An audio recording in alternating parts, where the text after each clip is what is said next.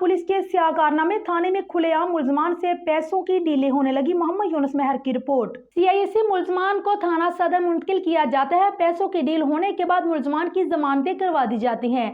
ऐसे ही डकैती के मुकदमे में थाना सदर पुलिस ने 10 लाख रुपए मुलजमान से लेकर उस मुकदमे का चालान कर दिया और बाद में जमानतें भी करवा दी गई और मुद्दई को कानो कान खबर तक न होने दी और न ही मुद्दई को अब तक पता है कि उसके मुद्दईयान गिरफ्तार हुए भी हैं या नहीं। जबकि थाना सदर पुलिस ने मुद्दई से तरमीमा बयान भी खुद ही लिखकर मुलजमान के नाम की जगह छोड़ दी और मुद्दई से अंगूठा लगवा लिया और पहले से पकड़े हुए मुलजिम से 10 लाख रुपए में डील करके इस मुकदमा में चालान कर दिया और बाद में जमानतें भी पुलिस ने कंफर्म कर दी।